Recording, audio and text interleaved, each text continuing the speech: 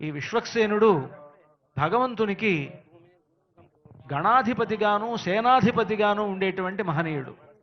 మనకు ఉండేటువంటి కొన్ని మంచి పనులు చేయాలి అనంటే ఆయా పనులకు అనేకమైనటువంటి విఘ్నాలు ఏర్పడుతూ ఉంటాయి.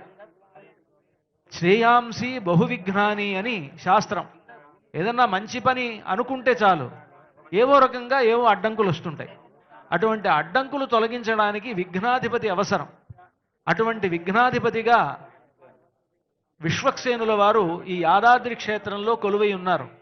మనం ఆలయంలోకి ప్రవేశించగానే కింద మెట్లు దిగితే సరిగ్గా మనకు దిగుతూ ఇలా వెళుతుండగా కుడివైపున మనకు ఒక సన్నిధి ఉన్నది. ఆయనకి విశ్వక్సేనుడు అని పేరు. ఆ విశ్వక్సేనుడు ఇలాగా ఒక వేలు చూపిస్తూ ఉంటాడు. యో నిర్వహత్యనిశం అంగుళి ముద్రయైవ అని. ఈ సమస్త లోకముల యొక్క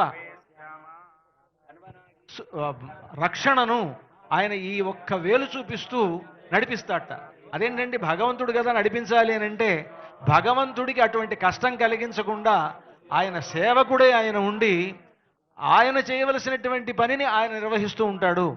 కనుక ఆ విశ్వక్సేన ఆరాధన అనేటువంటిది ఇక్కడ అర్చక స్వాములు నిర్వహిస్తూ ఉన్నారు.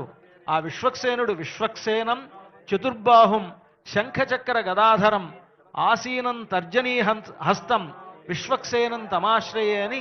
విశ్వక్సేనుడు ఎలా ఉంటాడు అని అంటే ఆ స్వామి ఎలా ఉంటాడో అలాగే ఆయన కూడా ఉంటాడట. చతుర్బాహుడై ఉంటాడు, 4 భుజములు ధరించి ఉంటాడు, శంఖచక్ర గదాధరుడై ఉంటాడు, తర్జనీ హస్తుడు. ఇలా తర్జని అని అంటే వేలు చూపిస్తాడనమాట.